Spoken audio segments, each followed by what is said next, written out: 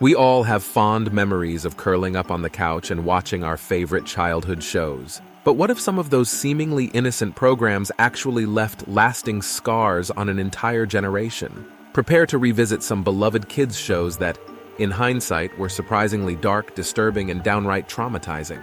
Drake and Josh, Josh is gone. We're actually going to kick off this list with a show that I have never seen before. Really for two reasons. This show was a little after my time. By the time this show came out, I had learned what HBO was. And when things like The Sopranos are on TV, Drake and Josh just doesn't really cut it. And two, when I was younger, I didn't really want to watch shows with real people in them. They just seemed boring to me. Why would I watch a show about two brothers bickering when Moses was splitting the Red Sea with a Beyblade? Much better television. But in the episode Josh is Gone, Drake and Josh have a major falling out that ruins their friendship. And throughout the episode, we see Drake's life unravel until he reaches a major breaking point. At the end of the episode, they hang out again, but the friendship isn't entirely repaired. The whole episode kind of has this dark underlying tone that sometimes you lose your friends, and in real life, these guys aren't even friends anymore. Number 9. Adventure Time Apocalypse. Now this one doesn't cover a specific episode because there are so many episodes in Adventure Time that reference the world that existed before the Candy Kingdom.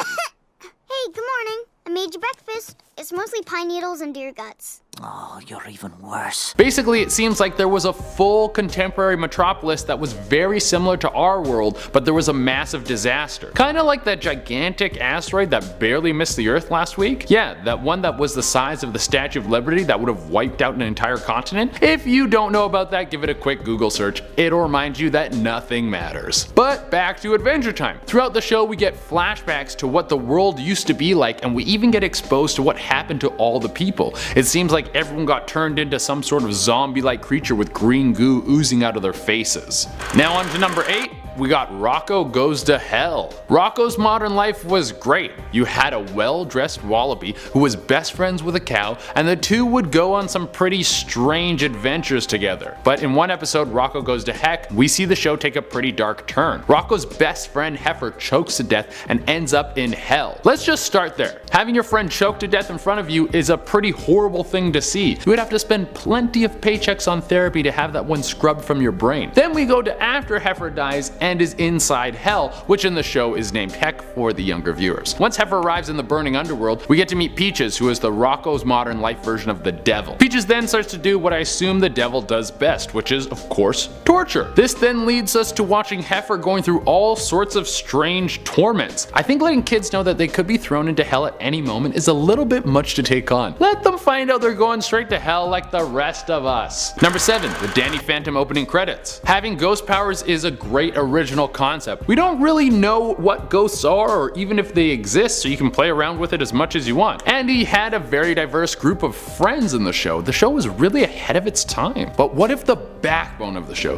the accident that gave Danny his ghost powers, didn't actually happen? When it didn't quite work, his folks they just quit. But then Danny took a look inside of it. There was a great big flash, everything just changed. His molecules got all rearranged.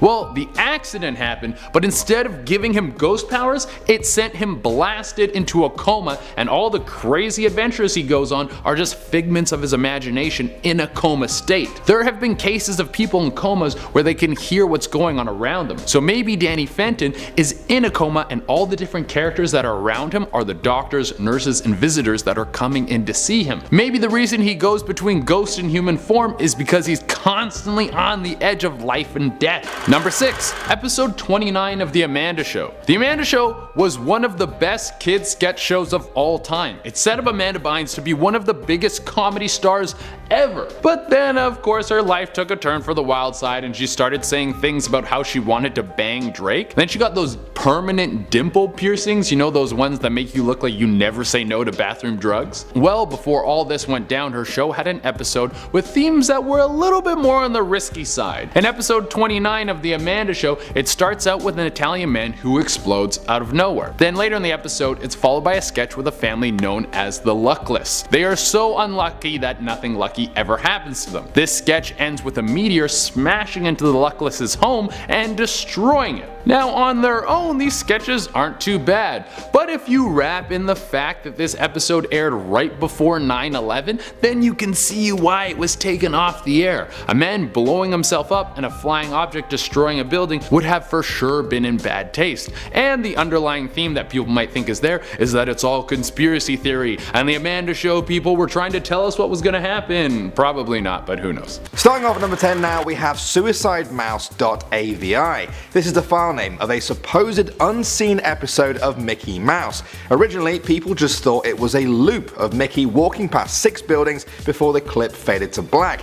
He wasn't dancing or smiling, just walking, but other than that, it didn't seem too creepy. Everyone thought there was nothing after that, but when the clip was digitized, people noticed that it was a lot longer than they thought. After a long period of darkness, the clip actually returns to Mickey walking. There was now a gurgle cry in the background that got louder. Then the picture changed. We see the sidewalk go in impossible directions. Mickey's face curls into a smirk. His face then began to fall apart. His eyes rolled to the bottom of his chin like marbles in a fishbowl, and his smile crept up the left side of his face.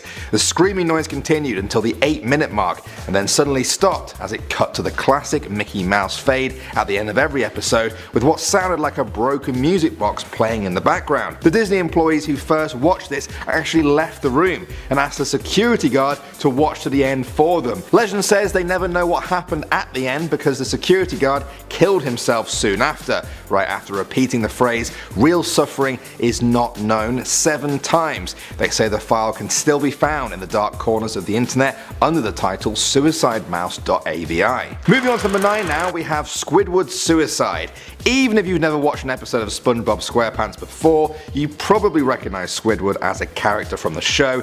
He's a sort of grouchy foil to SpongeBob's happy plans, but in this lost episode things took a much darker turn. In 2010, a user posted a creepypasta online called Squidward's Suicide. He claimed he had seen this lost episode during his internship at Nickelodeon Studios. At first they assumed it was just an office prank, but realized they were wrong as soon as they played it. The scene showed Squidward sitting alone on a bed while disturbing music got louder in the background. The scene is spliced with quick flashes of dead children and gore. When it cuts back to Squidward, his face is black with red eyes. Eventually, a strange detached voice tells Squidward to shoot himself with a shotgun. He does just that. He dies and the video ends. Apparently the police investigated all of this, but they couldn't find the culprit who made it, and the video has never surfaced online since. Probably just a creepypasta, but a really good one I think. Next up at number 8 now, we have Man's Best Friend. That's the name of this lost episode of Ren and Stimpy that first aired in 2003. It involved some aspects that the FCC did not agree was suitable for a younger audience. Ren and Stimpy are trained to be better pets. Stimpy is given a cigar-shaped dog treat as a reward. Their owner tells them to not go near the couch, but then says they should so that they can be punished. Ren sort of freaks out and starts sobbing. Stimpy gets yelled at for going on the couch. Their final lesson involves their owner teaching them to protect him. He tells them to attack him with a wooden paddle. Stimpy refuses, but Ren, who's sick of this treatment that day, beats his owner within an inch of his life. The episode was banned and the director lost his job over it. Moving on to number 7 now, we have Dead Bart. According to internet legend, there was a lost episode of The Simpsons from the show's first season. It was entirely written by the show's creator, Matt Groening, who decided to keep it a secret from the rest of his team.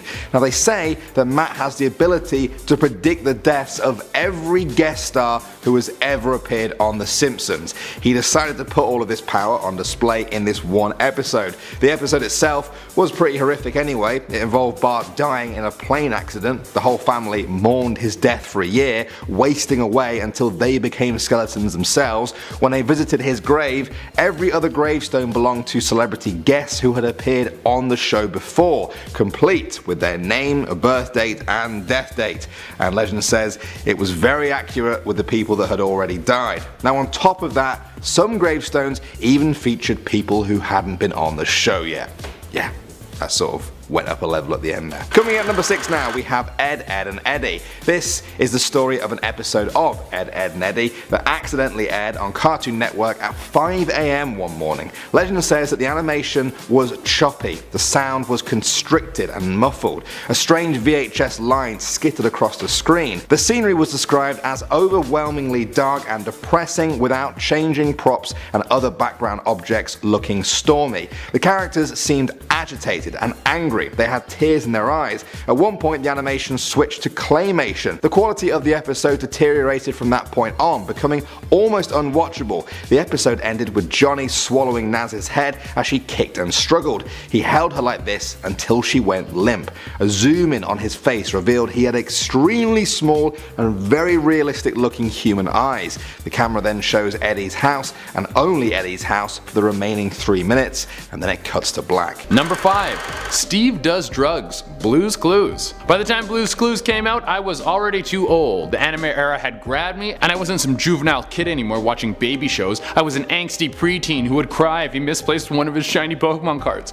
Much more mature. But I do know that the show is about a guy walking around his house talking to inanimate objects trying to find clues. He's doing this because it's a fun way to teach kids. Or is the dark message behind the show that Steve is a former detective who worked a case so disturbing that it broke him mentally? Now he spends his days dosing himself with enough drugs to hallucinate and forget the case that tore him down. The detective theory explains why a grown man is so interested in clues, and the drugs explain why he can talk to salt shakers. Either that or he has the worst superpower of all time. I would like to see a dark noir version of Blue's Clues where Steve is trying to solve the murder of a young girl and he has to beat answers out of a fire hydrant. That would be interesting. Number 4 is SpongeBob Dying for Pie. So how did all the characters in the SpongeBob universe come to be sentient beings with complex emotions and an entire society similar to our own? Is it all made up, or is it because they're sea creatures that got blasted with nukes and now they all got mutated? That's how life starts, right? You blast things with nuclear energy and then everyone gets smarter. Well, the theory is that the underwater world of Bikini Bottom got all of its super intelligent life forms from nuclear bomb testing. This theory is kind of backed up by the episode Dying for Pie, where SpongeBob has a pie with a bomb in it, and when it goes off, it's a nuclear level explosion. I was saving it in my pocket for us to share. Let's eat. Oops.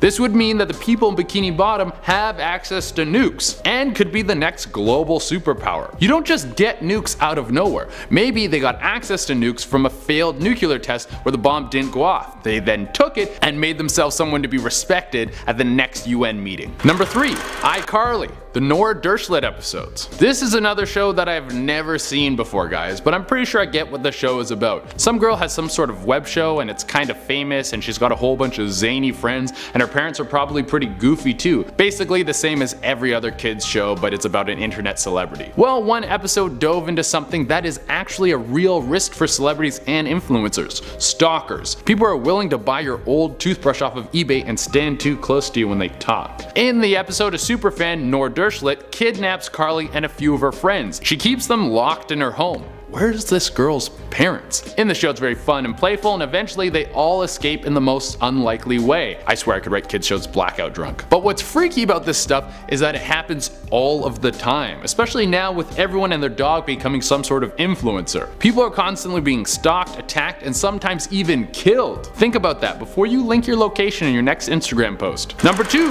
Mr. Dink from Doug is a predator. So on the first day of Doug moving into his new neighborhood, he meets his neighbor Mr. Dink. And what's the first thing that Mr. Dink does to the 11-year-old boy that he just met? Do you have time to watch the official Welcome to Bluffington video? It's short and informative. Well, my family's starving and I really... Well, of course you do. Well, he invites him in to watch a movie all by himself. My god, dude, this is wrong on so many levels. In later episodes, Mr. Dink becomes Doug's Boy Scout leader, which is basically a child molester's dream job. And of course his name is Mr. Dink. How many more warnings do you need? Number 1, Degrassi. Holy! Degrassi touches on so much at one school. We have teen pregnancies, fights, sexual assaults. Even Drake gets shot. The dude gets shot and put into a wheelchair. My school was nothing like this. People were all cool with each other, even the pregnant ones. There's too much going on in this show just to pick one episode, but all the hidden meanings are basically that growing up is super hard and you should always wear a condom. Next up at number 5 now we have Candle Cove. This is a famous creepypasta that was shared in the format of an email conversation on a forum. It starts with one user asking if anyone remembers a kids show called Candle Cove that was on TV in the early 70s. Other users start saying they remember it too, and together they piece together the memories to figure out what the show was all about. Candle Cove revolved around a little girl who imagined herself to be friends with pirates. Their ship was called the Laughingstock, and there was another character called Pirate Percy that got scared a lot. Then the memories got creepier. They remembered the ship was a wooden smiling face with the lower jaw submerged. It looked like it was swallowing the sea. Then there was the villain's sidekick, Horace Horrible. His face was just a handlebar moustache above tall narrow teeth. The real villain though was simply called the Skin Taker, a dirty skeleton wearing a brown top hat and cape, his glass eyes too big for his skull. His mouth never opened or closed, his jaw just slid back and forth. When the girl asked him why this was, the Skin Taker told her it was to grind her skin. Then they remembered one episode where the show faded in from black, the camera cut between the characters' faces, and they were just screaming and screaming. The girl was crying, looking like she'd been through hours of this. The story ended with one of the users saying they had just visited their mum at a nursing home. Now she said she was surprised that they remembered the show because when they were little they used to tell her they were going to watch Candle Cove and then they would just tune in to TV static and watch dead air for 30 minutes. Next up at number 4 now we have Akaruyo Bubbles. That's the name of this Lost Powerpuff Girl episode. For those of you that have never seen the show, it's about 3 manufactured superheroes created by Professor Utonium. The story I read about this episode is truly horrific. It involves a twisted experiment which created a terrifying, murderous version of Bubbles. She attacks the screen and ends up dying in the end of the episode with people staring at her lifeless, mangled body, but she's then brought back to life, only to stare into the camera with angry red eyes. She breathes heavily, the sound gets louder, and then the episode ends in darkness. I've summarized all of that there. The full story is honestly a lot more graphic, detailed, and kinda confusing. The actual episode hasn't even surfaced. Moving on to number 3 now, we have Tom's Basement. This is said to be the name of a lost Tom and Jerry episode from many years ago. Something seemed different right away in this episode. Tom's owner was being physically abusive to Tom, stamping on his tail and telling him to never go down to the basement. Tom and Jerry end up scrapping in their normal way for a while, with Tom getting pretty beaten up. Jerry pushes Tom to the basement door, and when his owner sees him there, he goes ballistic. He screams at Tom in a rage. Jerry appears to take pity on Tom and ends up stabbing the owner repeatedly in his leg. Tom opens the basement door and they carry the owner's body down the stairs. They find dozens of other human bodies there, all showing signs of violent deaths. They shake hands, seemingly pleased that they'd stopped this serial killer, but then an evil look covers Jerry's face. He stabs Tom and throws his body onto the pile. The final scene shows Jerry putting up a for sale sign outside the house and laughing manically. Next up at number 2 now we have Doug's Real Life. Doug was one of the original Nicktoons on Nickelodeon. A few years ago someone shared a story online of them discovering a strange episode of the show that aired in 2005. It started with a normal intro of line drawings, but the characters never appeared. The lines continued as normal, reacting as if the normal characters were there. Doug wasn't narrating his writing like normal though. He just wrote in silence for about a minute before the screen faded out.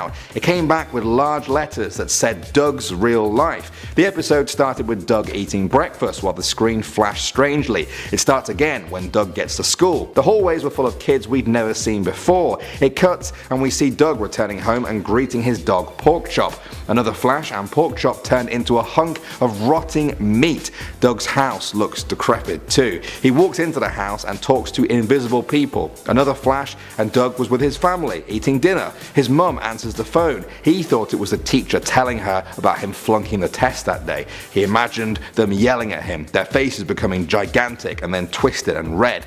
The screen flashed back to the empty house. Doug was alone, crying and apologizing to an empty room. He went to his bedroom, which was empty except for a book and a pencil. He started writing. This time his voice was narrating. He He said, "I can't tell which one is real." And finally, at number 1 now, we have Not Long Enough. This is supposed to be a lost episode of Futurama, one of my favorite shows of all time. The episode starts with Fry, Leela and Bender making a delivery for Planet Express. The planet they land on only has one single house surrounded by empty, desolate fields on all sides. A grotesque alien answers the door. He takes a box from them, he opens it, pulls out a knife and stabs himself. The crew don't react at all. They simply walk back to the ship in silence. They return to Earth to find New York deserted. Fry walks to the cryogenics building where he had been frozen and begins to cry. He steps inside one of the pods and sets the time to the distant future. The screen fades to black, and when we return, we see that the machine has stopped working. Parts of Fry are decaying. Bone is poking through his skin in several places. "It's what I deserved," he mumbles as he climbs out of the pod. His surroundings are now psychedelic. Strange patterns and colours swirl around him. Eventually, we see that this was all in Fry's mind. His final thoughts before he died. His frozen body is now slumped outside of the cryogenic pod. Bender and Leela walk into the room. Leela says he got what he deserved. She checks her watch and says, "Looks like we need to leave for our next delivery." She takes a knife out of her pocket, places it in a cardboard box and heads to the ship. Starting off this list in our number 10 spot, we have Death. This is said to be a lost episode of Barney and Friends that recently came to light on TikTok. Many users were claiming that they were now remembering this dark episode that they had watched many years ago, and people were claiming that this episode was so dark that it made them feel basically traumatized. While Barney and Friends usually had episodes that taught us the value of friendship and good relationships, this episode is said to have had a much darker tone and allegedly only aired one single time. The episode in question is said to have been called Death, and many people have claimed that when the theme music started to play, you could hear a sort of creepy whispering just behind the music. After this, everything seemed to return to normal until Barney awoke. When Barney spoke, it was both the sound of his normal giggly voice, but there was also something darker behind it, like another voice underneath that was darker and lower and just sinister sounding. Apparently, this is the episode where Barney said that he was going to teach about death. People on TikTok have said that the episode ends with Barney going on a rampage and killing all of his friends on set, and at the end he's still saying the classic "I love you, you love me" song, but just in a bit more of a screamy, demonic way than I think any of us are used to. So yeah, while I'm not entirely sure that this episode ever existed, if it did, I think it's probably for the best that it just stays lost. In our number 9 spot today, we have The End. This Barney story has one of the darkest endings I think of any episode on this list. Before the airing, this particular episode was marketed as an unreleased episode that would only be airing that night. Everyone gathered to watch this new, exciting episode, but for some reason when the episode started, something was off. As the music in the beginning started to play, it just wasn't quite right. Before long, the video started to cut in and out with whatever this tape was. Suddenly, in the Barney parts of the tape, Barney was alone, without anyone around. It was really hard to make out exactly what he was saying because the audio was so distorted, but the entire thing had a very chilling energy to it. As the video progresses, the clips get more and more choppy and cut in and out more, but we see Barney with something dangerous, preparing to do what some have described as harm himself. In all copies that exist of this lost episode, this is where they stop and the tape goes black. Many people believe this is because whoever created this dark episode cut the ending out to save us all from the horrors that the original tape held. In our number 8 spot today, we have Barney's Spooky Cemeteries stories. This story about a lost Barney episode was a story by The Shadow Reader, and basically it starts off when the creators of Barney decided one year to make a Halloween special. I personally love a good Halloween special, so that sounds great. Basically, the idea for it was to take 3 classic spooky tales and retell them, but give them a Barney spin. You know, make it a bit of a lighter story with some good lessons hidden inside. This episode ended up accidentally getting sent to a new animation studio instead of the one that they were meant to be sent to, but no one caught this mistake. This new animation studio was said to be quite a risque one that specialized in adult animation, and they had quite a crude sense of humor. Cut to the day that the episode airs. Well, this episode was cut 8 minutes into airing because what happened next was the retelling of tales, but it was even more horrific than the originals. It was gory, it was scary, and it was just awful. Of course, no one wanted to be culpable for how this episode somehow made it to air for the 8 minutes it did, so all copies were immediately deleted. It is said that, save for a few recorded versions of people who were ready to tape the Halloween special at home, the episode has been completely lost. In our number 7 spot today, we have the Barney toy. This creepy Barney story starts off when there was a new product on the market. It was a toy version of Barney, but this toy had a special capability. It allowed viewers of the show who had the toy to participate, have a more visceral learning experience using the toy and certain episodes made for it. This all sounds fine and well and like a great new technology for fans of the show, until one person received their new Barney toy. Everything was going well with the new toy, they loved it, so much so that even when not watching the interactive episodes, they still got their Barney toy to watch the regular episodes alongside. One day, the dad in this situation was listening in from another room as they hung out and spoke to their Barney toy. It seemed very cute and sweet and so sincere, like they were actually talking to a real living thing, not a toy. That was until the dad felt like he could now hear a low, grumbling voice speaking back. Well, as it turns out, this Barney doll had some kind of a curse or a demon living inside of it, and when the dad noticed something wrong, of course, the evil entity tried to do everything it could to make sure that no one listens to him. From here, all hell breaks loose, and the entity in the doll ends up having control over the son, which leads to an exorcism being performed. A priest is called and thankfully able to rid the son of the entity and placed it back in the toy, which is now said to be locked up and buried somewhere secret so that hopefully no one ever stumbles upon it. In our number 6 spot today, we have the day on set. This creepy legend starts off with someone taking note of how a lot of the friends that appear on the show, you only see them once or twice before they suddenly just disappear, never to be seen again. This person took note of this after they spent a day on set, as they were one of the lucky ones who was going to be one of the friends on the show, but after leaving that day, they definitely will never be returning. As soon as they got there, things just weren't as expected. There was a very heavy and dark energy in the air, and once they saw Barney, they felt like something cold was there, rather than a warm, welcoming person that they had expected. They began to rehearse for the day, and this is when they began to realize even more grim stuff around the set. There were dangerous tools left out in plain sight, way too close to everyone who was supposed to be getting ready to perform. They began to notice some red spots on some of the costumes, especially Barney's, and when they mentioned it, everyone in the costumes just eerily and blankly stared at them. This all made them feel extremely uneasy, and it led to them trying to find a way to go home early because they knew they just needed to leave. There were red flags everywhere. They explained to the crew that they suddenly weren't feeling well and that they think they needed to go home, and this is when all of the actors stood there, silently staring at them. They stood there unsure of what to do for what felt like an eternity, but in reality was probably about 30 seconds,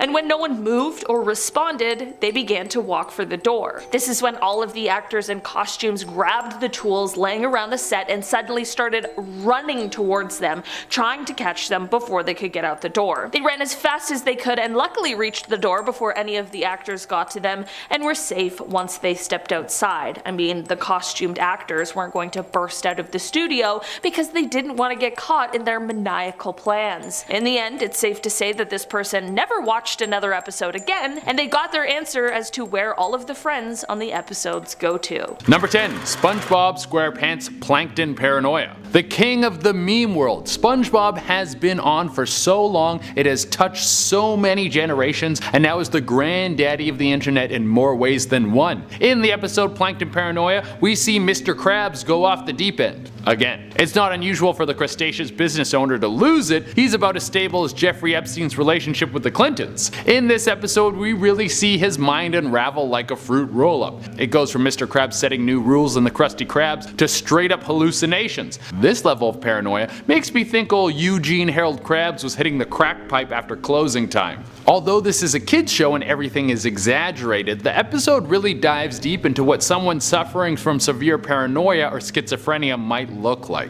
Number 9. Rugrats, Chucky's Wonderful Life. Now we move on to a cartoon that had one of the best opening songs ever. The music went off on that xylophone. It probably lit on fire by the time he was done. But in the episode we see the show take a dark turn. It starts off with Angelica telling Chucky everyone's lives would be better if he was never born. So he packs up all his stuff in a little hobo sack and heads out for the open road. Then he's confronted by his guardian angel to show him what the world would really look like without him, and let me tell you, it's harsh. We start with his dad, who's now single and only lives with sock puppets. I don't think he's getting laid anytime soon. Girls don't usually get hot and heavy over googly eyes glued to fabric. Then we see that Phil and Lil have turned into punks who probably mosh super hard and yell at their mom. And to top it all off, Tommy is homeless and Angelica has packed on some pounds. She looks like Jabba the Hutt's fatter brother. The episode's basically saying you gotta love yourself, man. You're more important than you think. Number 8. My Life as a Teenage Robot.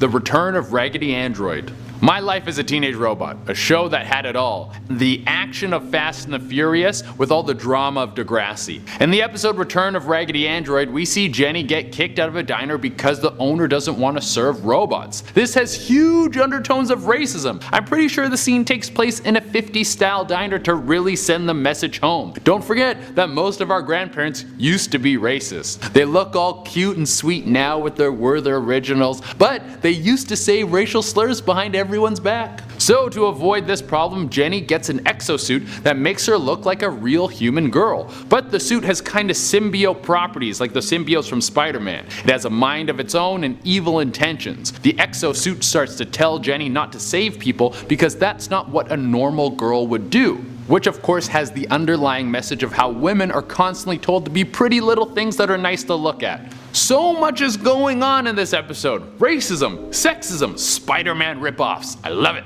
Number 7. SpongeBob Nasty Patty. I'm gonna start off by saying the hidden message in this episode is don't lie, and you should confront your problems as soon as you have them because they'll only build up to be bigger problems if you don't. It starts off with Mr. Krabs and SpongeBob mistaking the health inspector for a criminal, so they basically try to poison him with a rancid Krabby Patty.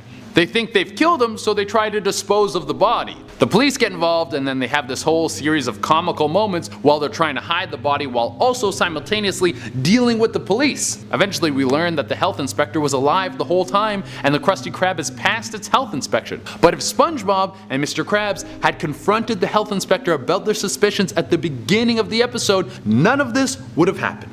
Number 6. Ren and Stimpy, Stimpy's Fan Club. This show holds the title for taking it too far. It's got sexual themes, violence, disturbing images, all for me. It must be my birthday. In this particular episode, we see Ren have a psychotic breakdown because Stimpy gets more fan mail than him. This leads to Ren contemplating killing Stimpy with his bare hands by snapping his neck. At least he's nice enough to make it quick. The episode is basically touching on how jealousy can drive you crazy. Don't let it get to you. Instead of beating yourself up because someone has things that you don't have, take it easy and be grateful for what you do have. Or kill them in your sleep. Those are really your two options. In our number 5 spot today, we have The Trip. This rumored lost episode is a bit of a lighthearted break in some of these extremely dark stories we've been talking about. This episode is said to have been one where Barney had a bit of a slip up accidentally. Playing the role of Barney probably isn't an easy one. You have to be perpetually joyful while moving and dancing around in a giant purple dinosaur costume, and I'm sure the job can be frustrating at times. This all leads up to one day while filming, the actor playing Barney was having a particularly difficult day, personally and professionally. Of course, the show must go on, so he suits up, starts the show as per usual. Everything is going fine, but on this day, a member of the set team hadn't quite run some of the lines through the set properly. And what I mean by this is that there were some cords that were on the floor and they weren't taped down properly or marked, which becomes quite a tripping hazard. If you've worked as a performer before, you know exactly what I'm talking about. This all leads to one moment in the show when everything has been going smoothly. Barney is in character and moving around the set, but he gets to the area with the untaped wires and it causes him to trip. In an act of frustration and probably a little terror, as well, I mean, tripping in full dinosaur costume isn't exactly ideal, this man on live television lets out a series of expletives as he falls, right in front of everyone on set and the thousands watching at home. Safe to say the episode that day was cut short and definitely never aired again. In our number 4 spot today, we have the DVD. This story starts off with someone going to the store to buy a DVD DVD, which is so funny to me because that immediately just dates this story. How weird is that? Anyway, as they found their DVD and were about to head to pay, they accidentally stepped on something and heard a cracking sound. When they looked down, they realized that they had stepped on a DVD case of a Barney and Friends. This DVD had 6 episodes on it, and when they picked it up and examined it, they decided that maybe this was just meant to be, so they bought it. They didn't use this DVD right away, however. I mean, it was a bit of a last-minute impulsive purchase, but when the time did come, they put the DVD into the player, and nothing happened. They took it out of the player and looked at it to see if there was damage or if it needed a quick cleaning, but they found nothing, so once again they put it back into the machine, and this time it started. The menu pops up first, and when it did, something seemed off. There weren't many options and there was no music playing, but hey, that's not too bad. They hit play on the first episode, and it starts off with Barney sitting on a bench looking sad. He sat there in silence for quite a while before he finally spoke. "Nobody loves me anymore. I will teach them a lesson," he said, before looking directly into the camera and smiling a horrifying smile. Suddenly, someone begins walking down the road near Barney. As they pass him, Barney jumps up and scares him before grabbing him by the leg and pulling him. He pulls so hard that his entire leg comes off. Barney grabbed the other leg and kept dragging him back off the road into the bushes beside it. From here, the most gruesome things happen that I certainly cannot go into detail about, but it's safe to say that Barney had taken the life of this person. The person watching the DVD was of course absolutely horrified at what they had just watched, scared of what would happen next, so they immediately got the disc out of the player. They took the disc outside, smashed it with a baseball bat as much as they could, and then threw it into the woods. They were plagued with nightmares for weeks after, and they finished off their story with this harrowing message. Quote, "If you ever find a copy of it, never ever view it. Try to burn it or smash it if you can. If you view it, those horrible nightmares come flooding in." In our number 3 spot today, we have The Friends. There is rumored to be a lost episode of Barney that has a part where all of the friends in the episode turn on him. What usually is a fun, loving time with lots of learning quickly turns horrendous, but not for the reasons I would have expected. Barney's kind of freaky, like I mentioned at the beginning. He's a little creepy, and if something went wrong on this show, I always expected that it would be Barney that went haywire. But in this lost episode, the roles were really reversed. It isn't quite clear exactly what Barney did, but suddenly everyone just decides that they've had it with putting up with him. It starts with one friend, but suddenly everyone starts joining in and everything erupts into chaos. There is yelling, there is fighting, people are getting hurt, the set is being destroyed, and then suddenly everything just goes blank and the episode was cut short. This episode is said to have only aired once, and the screen going blank was because the network playing it had cut it off due to the violence. This means that no one knows how the episode ends or what happens. Did everyone kiss and make up? Was there a gruesome, gory ending? And how did this episode make it to air in the first place? No one, except for the person who made it, knows the answers to any of these questions, and we're all just left to speculate. In our number 2 spot today, we have The Theory. Rather than a lost episode, this is more like a horrifying Barney theory, and basically it suggests that either the person who plays Barney in the costume is stuck in there and can never come out, or that Barney actually has no one in there. He's just a real sentient creature that is stuck doing this show over and over again. In both of these scenarios, Barney is being held against his will and forced into doing this work, and should he not deliver a happy, joy-inducing performance, he will be subjected to horrible punishments as a result. It's a terrible and terrifying theory, but since I first heard it, I can't stop thinking about it. Whether you believe it or not, it definitely adds an eerie layer to any episode, because it will always linger in the back of your mind. What if? In our number 1 spot today, we have The Real Dinosaur. There are rumors of an episode that exists, and I'm gonna be honest, no one is really sure exactly what happens in this episode, but it doesn't even matter, because there is one thing that no one who has seen this episode will ever forget. In the episode, Barney, the purple dinosaur, at some point turns into a very real, very terrifying, and very hungry dinosaur.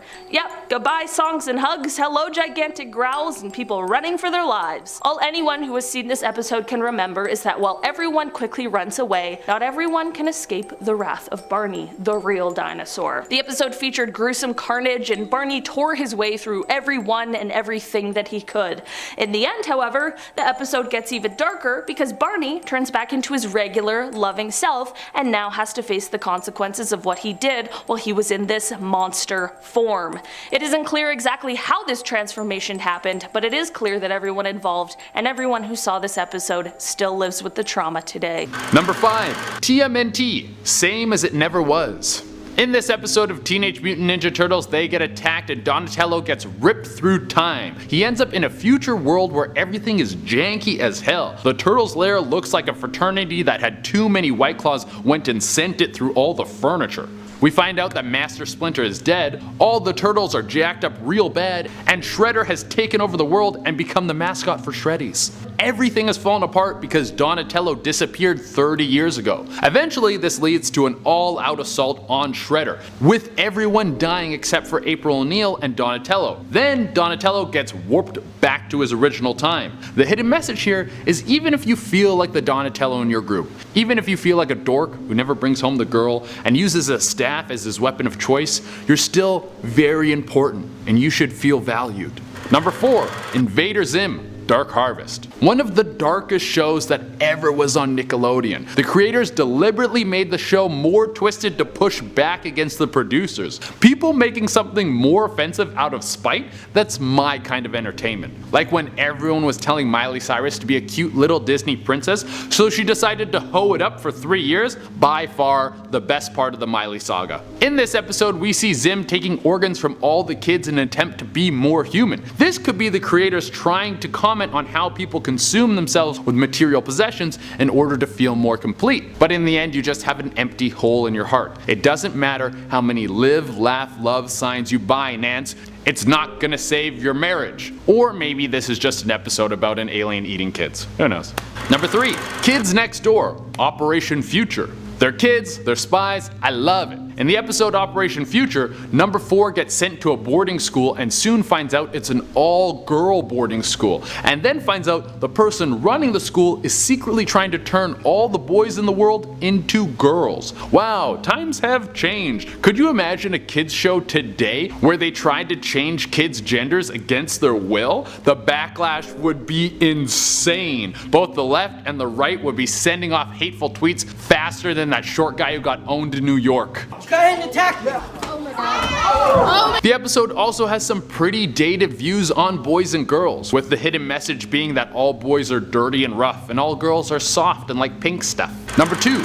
Legend of Korra, Venom of the Red Lotus. The whole Avatar series is incredible, and going beyond that, the show is constantly touching on themes of racism, elitism, and tragedies of war. This episode in particular pushes the boundaries. Korra is kidnapped by the Red Lotus cult and tortured by them bending mercury into her body. She eventually escapes and the mercury is taken out, but the whole experience leaves her very traumatized and damaged, like every girl I've ever dated. And she's rough after this. Not like rough after you do too many Jaeger bombs, you wake up the next morning and you're so hungover that sound hurts your feelings. She needs real rehab and has PTSD. The episode touches on some of the real effects that trauma can have on a person, and the episodes after show how long it can take for someone to recover from a traumatic event. Number 1 on our list is Pokemon Sun and Moon, One Journey Ends, Another Begins. Okay guys, get ready for some feels. In this episode, Ash and Pikachu come across a Lin that is living under a bridge with an old and weak Stalin. Ash tries to save the older Stalin by taking it to a Poke Center, but eventually it escapes and returns to under the bridge to be with the Lin. Throughout the episode, we see the Stalin get weaker and weaker until eventually it passes away and leaves the Lin all on its own. The Lin goes through a bit of a depression, refusing to eat and refusing to leave the spot where the Stalin died. Eventually we have a rainy night followed by a sunny morning, and in the clouds we see a cloud that looks like Stalin, straight up Lion King. Remember. This gives the Lin the motivation it needs to keep on going. This episode will definitely hit hard for anyone who has ever said goodbye to a pet. And starting off this countdown, we have the mind control. Not gonna lie, I've seen a couple of episodes of Cocomelon and some of the songs are annoyingly catchy. And if you have noticed, whenever kids hear the opening jingle, they will stop everything and will sing and dance along mindlessly. Well, doesn't that seem like the show and its songs are controlling these kids? One minute they're having a temper tantrum and the next they are doing a song and dance. It affects the way they feel, behave, and act. So yeah, the show is literally controlling children. Moving on, we have JJ the baby. Can I keep that in? We're keeping it. We're gonna go with that. Alright, and if you guys are liking this video, make sure to give it a big thumbs up because it really helps us out. This theory was posted all over Reddit by a number of users, and it involves JJ, the freaking weird ass baby that can act and do things like an adult but looks like he's 2. Seriously, how old is he? What is up with him? Like, he can stand on his own and sing and talk and walk. I think it's super weird that he looks like a baby but has a voice of like a 8-year-old. Really creeps me out. The first time I saw him, I was shook by this. Ricardo the Redditor believes that JJ is a man in a baby's body. So that's the theory for this one. And it kind of makes sense because of his odd, non-baby-like behavior. Not only that, but a lot of people think that JJ is adopted mainly because he has blonde hair and his parents have brown hair. Now, I know what you're thinking. Parents with brown hair can still give birth to a child with blonde hair, I know. But if we look at Ricardo's theory, maybe JJ doesn't actually belong to the family because he's a grown man and he's trapped in a baby's body. Maybe this is some Benjamin Button crap, you know? He reversed backwards and now this family has decided out of the goodness of their own heart to look after him. Like, seriously, there's something wrong with this kid. Moving on to number 8, we have the addiction. Okay, so some believe that there's a darker reason as to why kids are addicted to Cocomelon. When kids watch the show, the bright colors and graphics draw them in. Their eyes hardly leave the screen. They follow along to the actions mindlessly. And then when the show is done, the songs are stuck in their head for hours. While some say that the reason kids are truly addicted to the show is because they are being brainwashed by it. Some people think that the songs have some underlying tune that adults can't hear.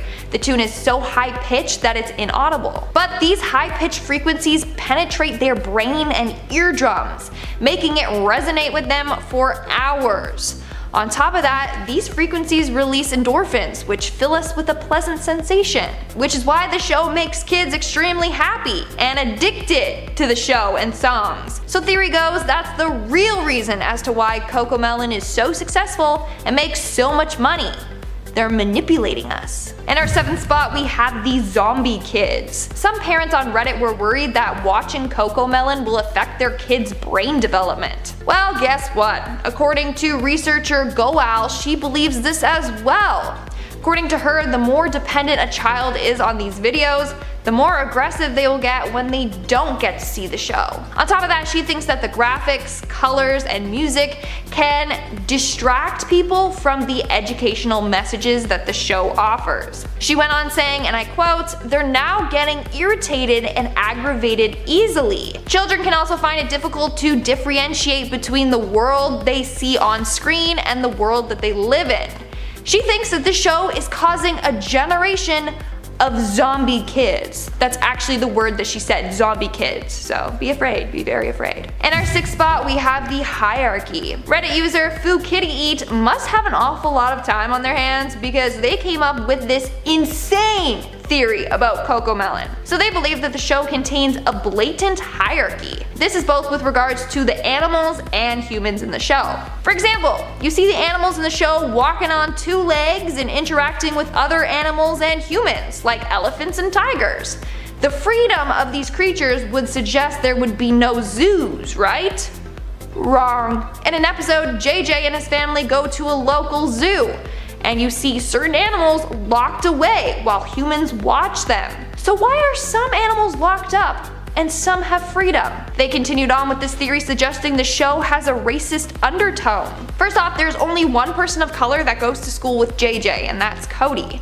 In one scene, all the kids are singing about cleaning, but the only person actually cleaning up was Cody. The Reddit user concluded this theory by saying that the show is displaying a disgusting hierarchy, where certain humans and animals are above others. At number 10 we have SpongeBob is satanic. You mean that little square dude who just wants to love everyone and is nice to every last person he meets? Well, not just him, but the whole show. There's a theory floating around that the whole show has satanic undertones and is trying to convert kids into worshipping Satan. There's a few episodes that conspiracy theories have dissected and pulled out some questionable bits and pieces, but they're all pretty far-fetched. The backbone of this theory is the fact that SpongeBob was originally supposed to be an animated show for adults, and the 7 main characters represent the 7 deadly sins. Let me break this down for you like a fat kid who sat down too fast. First, we have Mr. Krabs, who is obviously greed. If you've seen the show one time, there's no need for me to explain that. All he cares about is money. Next, we have Plankton, who is envy. His entire existence is about how he wants his restaurant, the Chum Bucket, to be better than his competitor's restaurant, the Krusty Krab. He is extremely envious. Maybe don't name your restaurant the Chum Bucket if you're trying to have people enjoy themselves. Sandy is clearly pride. Her love of Texas is displayed in almost every episode she's in. Patrick is clearly sloth. He spends most of the early episodes just lying around, and he is a starfish, which is a naturally slow and docile animal. Squidward is rat, constantly getting angry at SpongeBob and almost killing him on a couple of occasions. Gary is gluttony. This one is a little harder to notice, but almost every time SpongeBob talks about Gary, he says, "I gotta feed Gary." There's even an episode where Gary abandons SpongeBob, all because Patrick has a cookie in his pocket. And finally, we have SpongeBob, and the only sin left is lust. Now, SpongeBob certainly isn't trying to have sex with a bunch of people on the show. It's obvious that's not happening. He's not a Jessica Rabbit type figure. He's not very sexual. Also, the crossover between Jessica Rabbit and SpongeBob is enough to give a war veteran nightmares. And now, because I said it, someone on the internet is drawing it. But realistically, SpongeBob loves everyone. He's trying to make everyone happy and is quick to show everyone his never dying affection. This is why he is lust, and the whole show might be about worshipping the devil. Whoa. At number 9 we have the Teletubbies are slaves. Oh yeah, this just keeps getting darker. The Teletubbies never get to decide anything in their strange drug trip of a world. They have a narrative voice that will talk to them and tell them what to do, even when they don't want to do it. They have a pinwheel that spins and sprays them with some sort of dust which causes them to go to sleep. It kinda seems like a mind control drug. And then there's that giant face that floats in the sky, constantly watching them like the Eye of Sauron. It is a baby, but it is still terrifying. The whole situation has the feeling of something pulled right out of George Orwell's 1984. Maybe the show's hypnotizing kids to believe that a life of orders and surveillance is okay, but that's a theory for another list. At number 8 we have Dr. Claw and Inspector Gadget are one and the same. The goofy cartoon Inspector Gadget has a clumsy cyborg detective stumbling through cases aided by his niece and his dog. The villain of the series is the faceless Dr. Claw, who remains a mystery to the viewer for the entire show. Speculation suggests the reason the arch enemy of Inspector Gadget never reveals himself to the audience is because he is in fact Inspector Gadget himself. Not the exact same guy, but the original. It's implied that Inspector Gadget is a cyborg, being mostly human with some cybernetic upgrades. What if he was all robot and put in place to replace the real Inspector Gadget, who was thought to have died in an accident, but the original didn't die in the accident, became Dr. Claw, and wanted revenge on the police force that put him in the situation that nearly killed him. The accident would explain the creepy voice and the crippled arm that is always reaching out when it's all covered in metal. Maybe. At number 7 we have Charlie Brown has cancer. Oof, this is a dark one. I never said this was going to be a happy list. Let's start with the visuals. He's got no hair, and it's not because he's too young. Many of the other Peanut characters are rocking full heads of hair. There's also the fact that he's always sad. This could be because he knows what the future holds for him. Even though he gets to hang out with his friends, the future seems pretty bleak if you know your time is limited. Also, all the adults talking that womp womp womp womp womp womp language. This could be Charlie Brown blocking them out because every time an adult talks to him, it's all related to his terminal condition, or that adults are talking in medical terms that he doesn't understand. Either way, this is a pretty dark theory about Charlie Brown, which I hope isn't true. At number 6 we have Scooby-Doo takes place during the Great Depression. Why else would every business owner, mayor, and dude living next to a costume shop be trying to fool people into thinking they are monsters so they can make away with huge profits? It's because there's no damn jobs. Desperate times call for desperate measures. Plus, back in the 30s, at least 80% more people believed in ghosts, which is like a totally true statistic I just made up, which made a plan of someone dressing up as a creature for profit more believable. Could you imagine pitching that plan as a criminal today? So how do you guys want to rob the bank? We're gonna use guns? Or we could dress up as spooky things and scare the money out of the bank. We're now at our 5th and halfway mark with the occupations. This theory was posted by Reddit user Party Naked Podcast. Interesting name. Again, they must have had a lot of time on their hands because they really analyzed the show. Basically, they question why JJ's family is so wealthy. Yet we never see their parents doing any real work. They just live a life of leisure. And don't come at me saying it's just a television show. Like, relax, these are just theories.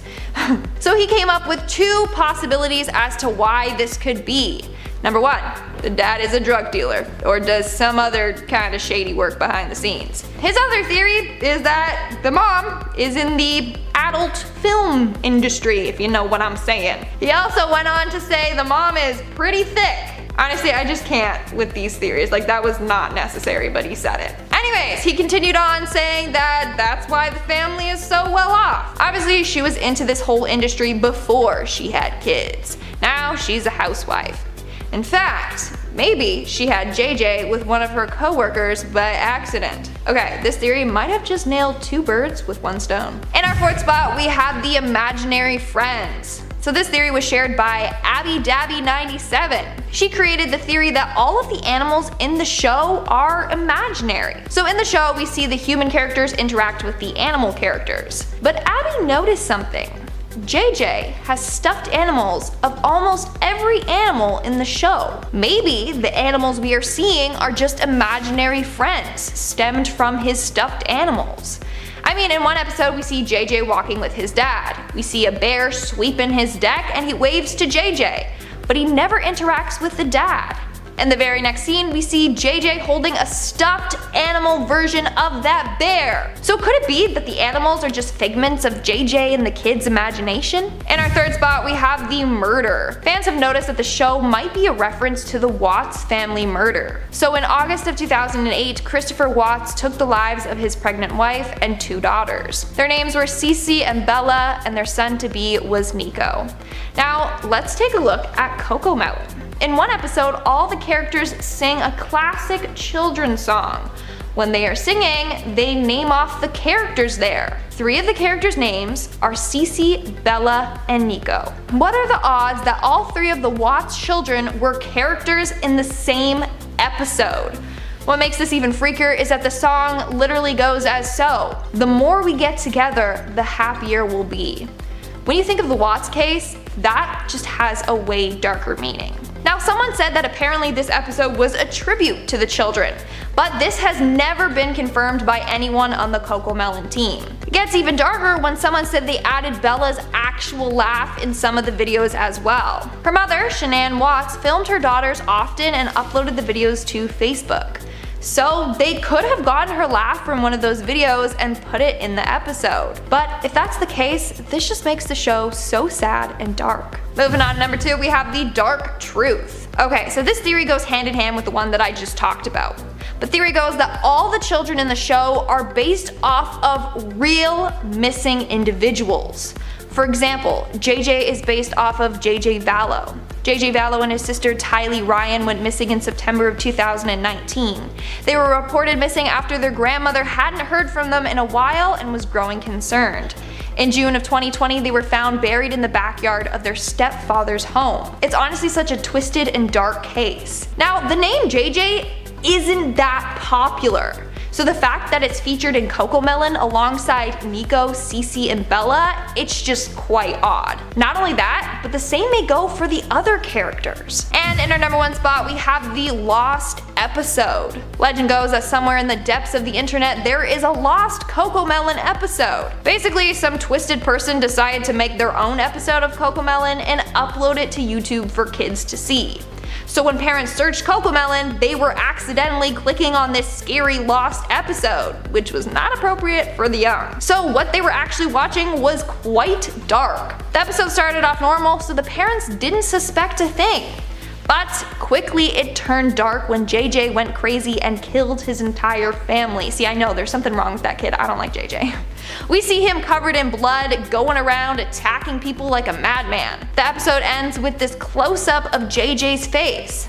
This is an apparent screenshot from that episode. From my understanding though, this episode has now been taken down, but who knows? At number 5, we have Winnie the Pooh links to mania. This is similar to the SpongeBob theory that every one of the main characters represents every one of the 7 deadly sins. This theory suggests that Pooh and his friends individually represent different mental disorders. Let's start with the obvious one. Eeyore is depression. This dude never smiles and it's impossible to get a laugh out of the guy. Piglet has a brutal case of anxiety. I mean, his catchphrase is "oh dear." I don't think he ever stops worrying. Rabbit has OCD. The owl is dyslexic. Tigger is jumping around, bouncing off the walls with his ADHD. And finally, the star of the show, Winnie the Pooh, is compulsive. You don't spend all day seeking out enough honey to pack up a supermarket if you have great self-control. At number 4, the Teletubbies are linked to Harry Potter. We have more Teletubby theories to throw on this list. Honestly, I've never seen an episode of Teletubbies, but I've come across a couple of these theories and I feel that they shouldn't be ignored because they are so outrageous. So each Teletubby has a symbol on top of its head. One of them is the lightning bolt, which is of course the symbol that is on Harry Potter's forehead. And the other 3 Teletubbies have a circle, a triangle, and a line. Combine these symbols and make what? The symbol for the Deathly Hallows. Whoa! What does this mean? I really have no idea. I mean, it could mean that the Teletubbies were former wizards from the Harry Potter universe that were exiled to another universe because they practiced the dark arts. And now that's why they live in this world controlled by outside forces, because they were formerly superpowered wizards that are now prisoners and they are forced to be in these forms so they can't escape and then take over the world. I am deep in the Kool-Aid on this one. At number 3 we have they're eating Pokemon. When directly asked about eating Pokemon, the developers of the games have always dodged the question, but there are several instances that point towards everyone in the Pokemon world eating Pokemon. For instance, the Pokemon Farfetch'd. In its backstory, it says the reason that they are so rare is because they were hunted almost to extinction. Also in the anime, there is more than one occasion where we see Pokemon deep fried or sliced and diced. And honestly, it's not that crazy. Some Pokemon fans freak out at the idea of people eating Pokemon in the Poke universe because Pokemon are supposed to be your companions, but it's not all that different from what we do in real life. There are some animals like cats and dogs that we have claimed as pets and we will not eat them ever. And there are other ones that we give the factory farm treatment to. I'm sure it's the same in their world. You eat the ones you can't win battles with, and then you probably befriend the ones that are made out of rock, because you can't eat them. At number 2 we have Courage the Cowardly Dog is hallucinating. By far this is one of my favorite cartoons of all time. It's so strange, the art style is one of the best of its era, and its main character is a dog just trying to be a good boy. Come on, that's amazing. What more could you ask for? But what if all the strange monsters, ghosts, and intruders that Courage is seeing in every episode weren't even there? What if they're all hallucinations? This could either be some sort of drug trip from his owners giving him some sort of medication, or because he has little doggy schizophrenia. I don't know if dogs get mental disorders, but if it was true, I guess this could be the case. There is also the theory that this is how Courage sees the world, which is very depressing. Seeing monsters 24/7 would be very stressful. And for the number 1 spot, we have the Smurfs are white supremacists. Holy cow, this is a wild one, but there is a decent amount of evidence. I'm not saying watch this video and then destroy all your Smurf collectibles because they represent a hate group. I'm just throwing these dumb theories out there and then you do what you want. But you might look at the little blue creatures a little differently after this. So first off, there's the obvious point that they're all wearing little white suits with little white caps. On top of this, their leader is the only one who doesn't wear white, but he wears red and he also practices magic. Well, the leader of the KKK dresses in all red and he's called the Grand Wizard. And if that's not enough for you, it's thought that their main enemy is supposed to be a Jewish man. His cat is even named after the Jewish angel of death. So are the Smurfs racist? I don't know, maybe. They were created back in 1958. I feel like racism grew on trees back then. Alright everyone, that is our list. Thank you so much for tuning in, and as promised, I'm going to be doing some more pet shoutouts. Remember, if you want me to shout out your pet, you can hit me up on Instagram Monday through Friday. I pick 5 pets each day to give them a shout out. Every day it resets, so if you don't get picked one day, you can message me back the next day. This gives a fair opportunity for everyone to get a pet shout out. Also, it lets me control my inbox, which has so many messages, which I love, but there's just a lot of them. And if it takes me a little long to get to you, I'm sorry, there is a lot of messages to go through. And without taking any longer, let's shout out some pets. First, we have Jocelyn, who wanted a shout out for her whole team of doggos. We have Levi, Ginger, Akio, Rosie, and Eva. This is a Fab 5 Furry Friends team. Alliteration. Next, a top 10 fan wanted a shout out for her 2 pets. This is her cat Trouble and her dog Duke. I think naming a cat Trouble is just asking for trouble. Really? Those cat poops? It'd be like that picture where the cat poops in the rice cooker. That's exactly what I think of when I think of a cat named Trouble. Nicole sent in a picture of her dog Tank. This guy looks like a beast, but in the best way. But he's all big and cuddly. Sully sent in a picture of their cat Aaron. This cat has a human name, and I think he might have like a human brain too. He'll be one of those cats that know too much about us, you know what I'm talking about? Alright everyone, that is our list. Thank you all so much for tuning in. As always, I would love it if you could like, comment, subscribe, and hit the little notification bell. Also, if you need more Most Amazing Top 10 content, check us out on Instagram and Facebook. We are starting to do Facebook exclusive content. If you need some merch, there's a link below. Use the offer code MA10 for $5 off, which means you can grab a shirt for 10 bucks. That is a great deal. And until next time, I've been Shade Arena. I gotta catch up my cartoons. Oh my god, I want to watch cartoons now. To be better than his competitor's restaurant, to be better than his we'll just cut that. Some Pokemon fans. I gotta slow down. Holy shit. But what if all the strange monsters, ghosts, intruders, and intruders? Come on, Shade, come on. Want to see more videos like this one? Check out this video next. Viewer discretion advised. It's about disturbing real-life demon photos that you won't believe are real, but have been confirmed by the Pope himself. Click the video now to find out more. See you guys in the next video.